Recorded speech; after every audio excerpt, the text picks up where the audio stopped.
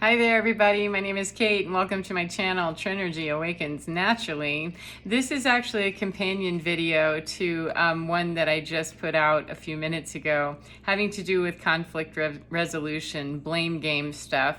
It's quite an ugly game to get into a conflict with other people where we're blaming back and forth, and we never really reach the point of resolution. So I want to bring another piece of that puzzle in and suggest that when we have been injured by someone emotionally, when we've taken something from someone in a personal relationship with them, first thing that we need to do in order to bring any resolution for ourselves, whether it ever happens out there with the other person or not is irrelevant. The way that we can really bring resolution in much faster for ourselves is to get to the clarity of the emotion itself right away, which can take us through quite an inventory of shock, rage, anger, hurt, disappointment, sadness, devastation, all kinds of things. We can be, feeling a host of emotions, a host of emotions based on the situation itself. So how do we pick, apart what's real?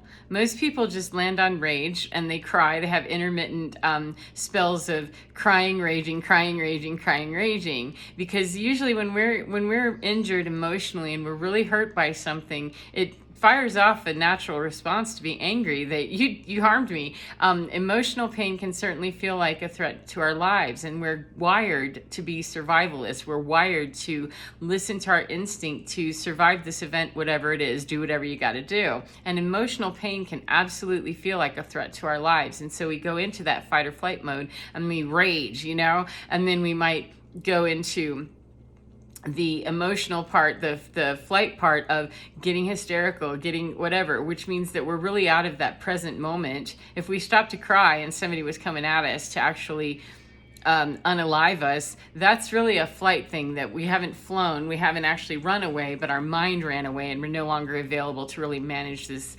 situation very well. Whereas if we are present and we fight, neither one of them is very helpful. They just aren't. It's a primitive response, and we're being called to really learn a different way. So conflict resolution. So if someone's injured us and we're in between, kind of the fight or flight, and I don't really know what to do with this, we need to be able to take a breath, put a pause in it. And I don't mean in that moment necessarily. Hopefully we could. However, if we aren't already doing that, we probably, more than likely, statistically speaking, it probably wouldn't happen that we just instantly, just cause. We probably need to practice that, and we do. That's how I found it, is I didn't find it without practicing it. To be able to take situations that were kind of setting me off and take a pause in it and say, what is the emotional clarity on this? And start with stuff that wasn't triggering. Don't start with things that, were deeply wounding to me. Start with things that were much smaller, and then work my way into those things that were far more damaging to my psyche, to my emotions, and were traumatic. And so if I can reach the clarity of what's the actual emotion, once I get past the rage, there's more than rage. Rage, anger, that's a natural response. There's nothing unnatural or weird about it, except when it's not managed well. And when it's not managed well, it turns into a lot of things that are very hostile and ugly. So what's underneath it, though, is all of those feelings of, what did I feel like when this happened? What was actually going on? How do I feel about this now? And how did that catalog into my body? And what's actually hurting me right now? Because we're not in the past. Nobody's ever in the past except in their mind. And I'm not going to go so far as to just say, well, we can just wipe it out because we're no longer physically there. We may not be physically there. However, if we're still locked back there, unhealed and traumatized, then we're going to feel like we're back there. And we may feel like whatever age we were traumatized, on whatever level it was, we may have little teeny tiny 3-year-olds, 12-year-olds, 8-year-olds, all kinds of things inside of us that are responding in different ways emotionally to the different triggers that we have. And so what is it that we're actually hurting about? Well, depends on what age are we talking about. Can we track it all the way back to something that was out of time specific, or is this a trend? However we get to the answer, I personally could care less. Just get to, what am I actually hurting about? What am I actually angry about? What am I actually having a response about? What am I actually emoting at this moment regarding something that happened in the past, because we're in the present now, and I want to be able to live in the now. Because the future, we know that game too. The future's up there. There's nobody that lives in the future. Nobody lives in the past. And yet we do. We do live in these multi-dimensional states of mind where we're worried about the future, and we're, still pretty ruminating about the past, many people. And so getting into that present moment, how can we do that and find that emotional clarity and the stability to relieve the anxiety that I can handle what was going on then? Even though I'm not there, sometimes that's not always the greatest relief. A lot of people told me that in therapy over the years. Well, you're not there. Well, no, duh. Of course I'm not there. I know that I'm not there. Some part of me knows I'm not there. However, some other part absolutely is terrified all the time. So I'm going to think that 100% of me isn't on board with that thought. And it doesn't seem very logical. Like, well, unless I'm splitting off into personalities that I don't know about, and really can't, show any visible signs of, how is it that there's some part of me that I can't identify, I can't name, and I don't know how it's running me to be bothered and triggering me to something that happened 30 years ago or 40 years ago or whatever? That's the way that the human psyche works. It's just that takes some digging and some excavation to figure out, how am I coping with this present moment that's really based in something that happened in the past, right? So part of that, doing the inventory of what am I actually hurt about, means that we have to have the strength and the ability to look and say, that is the past. And even though I might be super scared about taking a peek at that, or even taking a peek at the assault that's happened on my person, my emotional body, in the present, if it's bringing up an emotion that's really not able to maturely handle it emotionally, that's something that's related to patterning from the past, whether it was a one-time event or a chronic series of events that happened over time. It's very normal for our society. It's not healthy, unfortunately. It leaves us in very vulnerable positions in our own mind, where we're wondering, am I nuts? Am I losing my beans? Am I, out of control? Because at any moment, any one of those little fractal parts that's going, what, can jump up and really cause us to make some very horrible decisions at the least inopportune time. I mean, there's no great time to see that happen. However, it's definitely not the time when we're ultra triggered and we're at the firing range, or, we're driving or something, where we're just ready to make a bad decision because we just want to have some sense of control over all the chaos that's going on inside of us. So it's very delicate work, and it's not something that I would say, take up lightly or take with a grain of salt. I don't personally recommend any particular kind of therapy or any kind of therapist or anything in particular, other than to really start to find that present moment of, I'm here in this now moment, and obviously I'm being injured routinely over and over and over again, or I'm been just injured and it's hurting me badly enough that I can't get past it. There's something in this, and I need to experience it and have the courage to know that I myself, as my own sovereign nation, can get through it, no matter what it is. No matter what it is. Every single human being is equipped with their own survival skill, their own Mother Nature instinct to survive. I don't want to die, I want to survive. So we do have the ability. It's that we're not really taught to rely on that. We're taught more to rely on other people to help us, get down from the bridge and things. And there's nothing wrong with that. There's absolutely nothing wrong with getting support from other people. But when they hop out and leave us, we feel abandoned. We are abandoned. We've been traumatized and injured.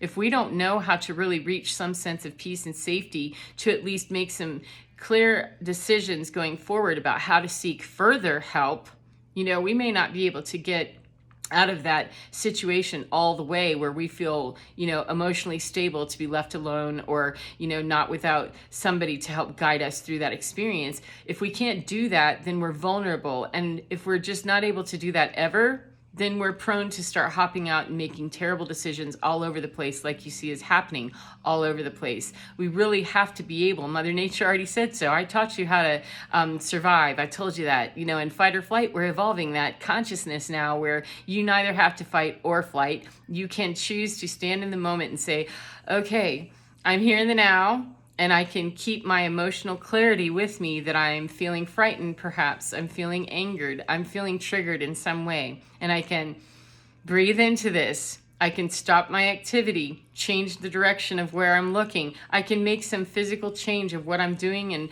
not maybe be saying a whole lot and not be moving a whole lot, but concentrating and very focused on how can I call in what Mother Nature's already given me as my survival instinct to not lose my own mind, lose my own life, the life of my mind to be taken hostage by something else from the past.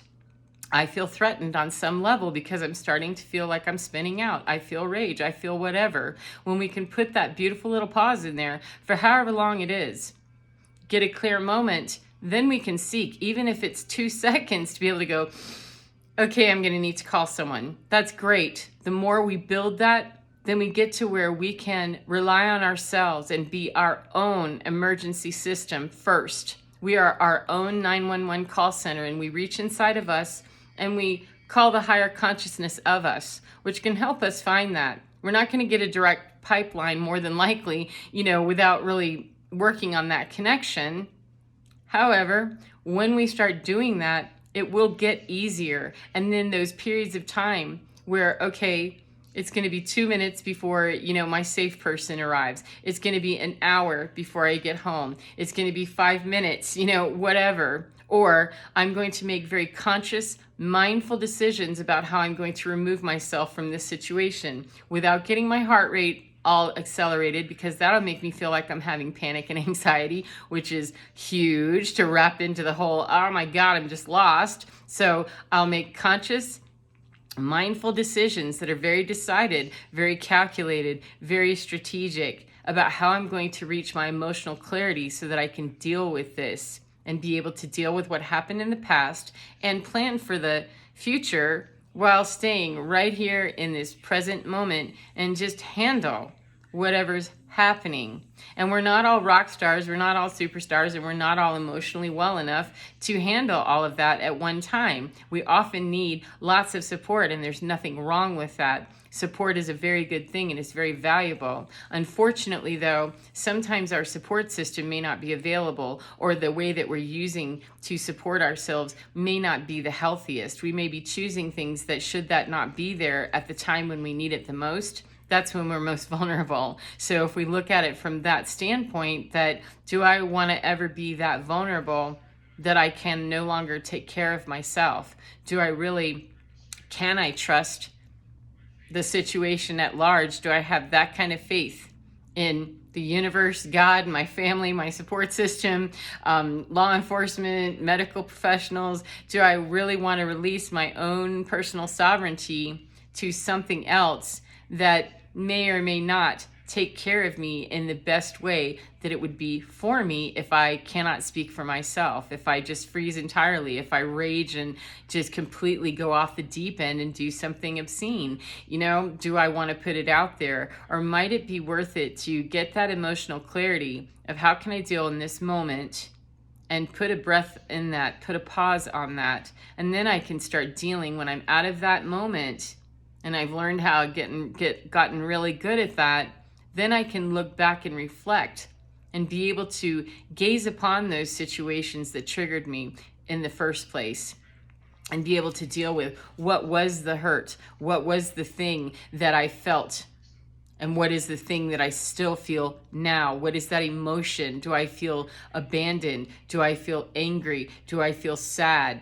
Do I feel grief? There's a million different emotions. And ultimately, once we reach emotional clarity, about identify what that is and then keep asking those questions. And what can I do to solve that in me? What can I do to reach more emotional clarity by saying, okay, I felt abandoned.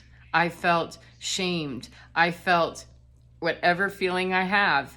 What can I do to keep stepping this further into how do I resolve the anger? How do I resolve that icky feeling of, I did something wrong, bad dog? How do I grow that understanding of myself that I can be that little universal seed of delight and wonder cosmic juice has made me.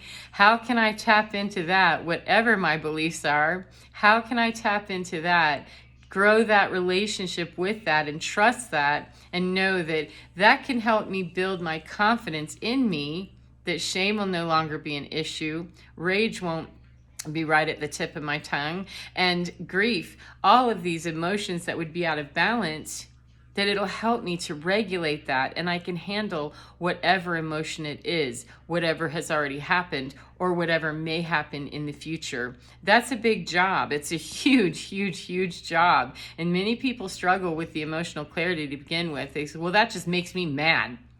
Okay, well, we might have to go deeper. I can guarantee you we do. I wasn't able to stand on a rage point somewhere without having to go into deeper reflection on that. And yes, we can definitely say there are other people that are accountable for causing harm, and it's still us that has to clean up. If somebody comes and, vandalizes my car, I can be angry about it. There's absolutely nothing wrong with that. There's definite need to express whatever the actual emotion is and own that.